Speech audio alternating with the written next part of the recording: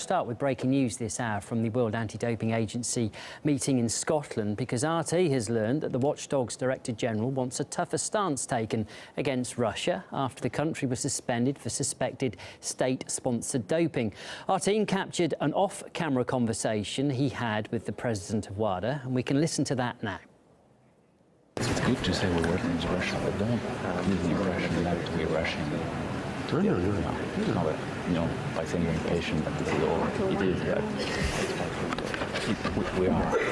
We want them to get back, but not under any condition. I'll just be careful. But I can be encouraging Smirnov. But not too much. Even I was saying you're going to be seen as Kind of just the neutral, David Walsh theory. We're not desperate for them to come back. They'll come back if they do the right thing. And we're working with IWF and IPC on that. Yeah, I didn't want to. Well, with more on that and what was said officially at the meeting, here's Laura Smith. Truly has been a day of two halves for Russia as far as their relationship with WADA is concerned. You heard that open mic situation. Why they had that conversation so close to the end of a press conference is anyone's guess. But during that press conference, Sir Craig Reedie, the president of WADA, said that he was pleased to have Vitaly Smirnov, who heads the Russian Anti-Doping Commission there. Having Russia fully compliant is a priority for WADA. We're keen to put this experience behind us. It's been two very unpleasant years, he said. But he had, just after that press conference, come under quite a lot of pressure from journalists as well to be a bit harsher on Russia. So it's obvious that the leadership of WADA doesn't quite agree what stance to take. Smirnov's statement, Vitaly Smirnov's statement to WADA this afternoon was very well received. It seemed to us in the room as a bit of a turning point, really, a move away from this politically charged atmosphere that we had during the summer into more kind of normalised relations where WADA helps Russia and vice versa. Board members said that progress had been made. That, though, was inside the room. Listen to what happened outside the room when Smirnov was confronted with international journalists. You were cheating and the government was helping you cheat. Why will you not accept this? If a certain person is a criminal, doesn't mean that the whole country belongs to Is them. Mr. Mutko a criminal? Mr. Mutko is Deputy Prime Minister. Why were Yuri Nagornik and Natalia Zelenova dismissed? His name was mentioned in McLaren So report. is that Mr. Nagorny, member of the Russian government, yes or no, or was he? No, he was not. He was not. He was not deputy sports minister? No, he was deputy minister. He was not. Deputy minister is a member of the government. That's only ministers member of the government. A deputy not? No. This, of course, all follows the release of the McLaren report, which accused Russia of a 4-year state-sponsored doping program, and you'll remember led to more than 100 Russian athletes being banned from the Rio Olympics. Now, the final version of that report, WADA has announced, will be released on the 9th of December. Vitaly Smirnov doesn't think it'll hold any surprises, and it may form what we might call the end of the beginning of this affair, but it looks certain from today's proceedings that Smirnov, Russia and his team have quite a long way to go. Well, joining us live now to discuss the WADA meeting is sports writer and sociology professor Ellis Cashmore. Good evening to you, Ellis. Let's start off with what was said then off mic. It's always interesting to hear what people say off mic, isn't it? What did you glean from it? Does this show any big divisions, do you think, within WADA here? I don't think big decisions, Andrew. I was a bit surprised at the hostility of the journalists. I mean, they really besieged Smirnov, really hardly gave him time to draw breath before accusing Russia of cheating and criminality and all sorts of accusations, which he seemed a little bit uncomfortable at first, but I thought took it with some dignity, to be honest. But it just shows you the tone of the media at the moment when it comes to Russia and doping.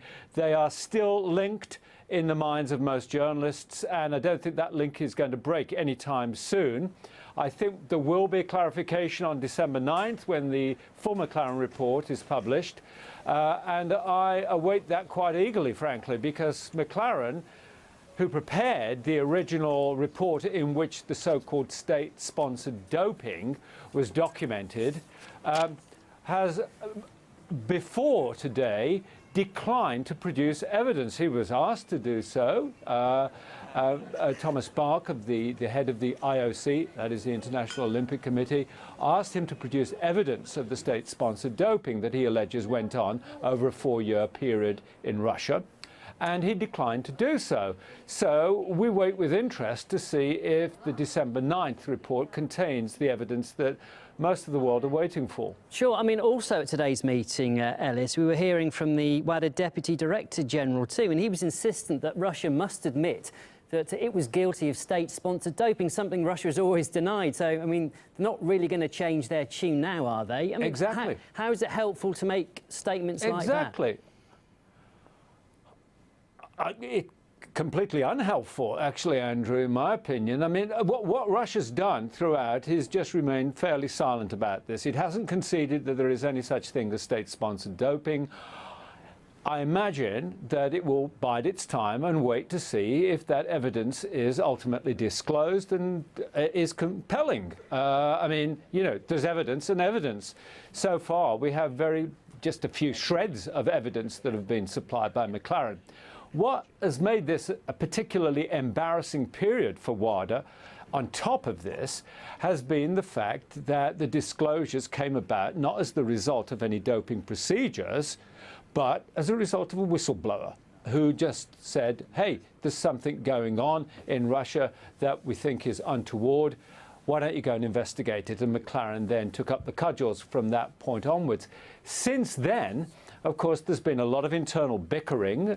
The various governing organizations of sport, I suspect, have decided, I won't say decided, but are contemplating, let's put it that way, what life would look like after WADA. In other words, they, I believe, are seriously thinking about ditching WADA and saying, well, we'll set up our own anti-doping agency so we can mount our own investigations and see where that gets us, because WADA really hasn't got us very far so far.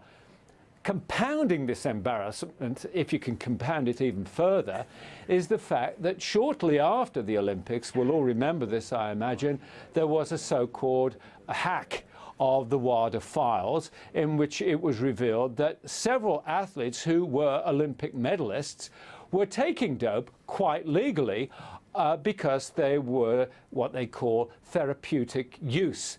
So there is this clause that we didn't know about until the so-called hack that allowed athletes with medical supervision to use performance-enhancing dope, and several were named, of course, and admitted it and said they did so quite legally. So we had these two competing not competing narratives, but complementary narratives, in which there is any number of athletes who are taking dope quite legally, supposedly for therapeutic reasons, and another, what you might call, subterranean narrative of dope taking, which is going on underground and which really we don't know very much about Ellis, at all. Just to pick you up on that, I mean, today's meeting was all about WADA, wasn't it? It shouldn't necessarily be all about Russia, but the media coverage seems to look at that. I mean, you bring up some valid points there about the problems of choose and also how WADA actually sort of polices drugs in sport, not to mention all the scandal we had in Rio and the fact that people weren't carrying out proper sort of drugs tests there anyway. All that didn't seem to hit centre stage today. No, I don't think the word doping, the word doping and Russia are going to be dissociated. Not in the near future. Every time someone brings up the subject of doping in sport, Russia are automatically involved in the discourse, and I think that will remain so, and it's going to be extremely difficult for Russia to extricate itself from this entire discussion. I just feel that as soon as doping in sport comes up on the agenda, Russia is in it. It's as if they've become a convenient fall guy for all the supposed evils about doping in the world of sport. And while this goes on, the politics of the situation are that attention is deflected from all the other countries in the world where doping is rife, because people are just saying it's all going on in Russia. The question today seems to have been whether there has been a thawing of relations with Russia. In other words, is the world of sport prepared to allow Russia back in, to rehabilitate itself, in other words? Or is the fact that Russia has been silent on this and has shown remorse, but not necessarily has become completely compliant, does that mean that Russia will remain the scapegoat? And I don't think there is an answer to that forthcoming. But if you wanted to put me on a lie detector, I'd say probably the latter. I don't think Russia is going to be welcomed back with open arms anytime soon. Sure, and just finally, Ellis, I mean, Russia is taking steps. We should point out it's not saying, you know, there hasn't been doping in Russia. It's just denied the state-sponsored bit, and it is trying to take steps to allow itself to be sort of brought back under WADA's sort of wing, if you like. I mean, what are the chances of that happening quickly? Do you think we're talking months, years? Well, it'll be sport by sport, Andrew. I don't think there's going to be a quick fix solution across the whole spectrum of sports. I think athletics in particular, I think we have a bit of a thorny problem here because so many athletes around the world, non-Russians, I hasten to add, have all said that they have felt cheated because they missed out on a gold medal or a silver medal or any kind of medal at all, not just at the last Olympics in Rio, because there were no Russian athletes there at all, of course, but in previous Olympics going right back to Beijing and perhaps even before. So I think there is a lot of hostility against Russia. And of course, Russia, as I said earlier, will make attempts to rehabilitate itself. But at the same time, I do think, you know, being a realistic analyst of these situations, it's a complete fairy tale to imagine that doping is the sole preserve of Russia. It is going on everywhere in the world. Wherever there is athletics, cycling, swimming, and a great many more sports besides, there is doping going on. Maybe it's not state-sponsored doping, but remember, we don't even know whether the state-sponsored doping, as it's called, went on in Russia in the first place. We await the evidence. Sure. OK, Ellis, always nice to talk to you. We have to leave it there, though. That was Ellis Cashmore, sports writer and also a sociology professor from Birmingham there in the UK. Thank you.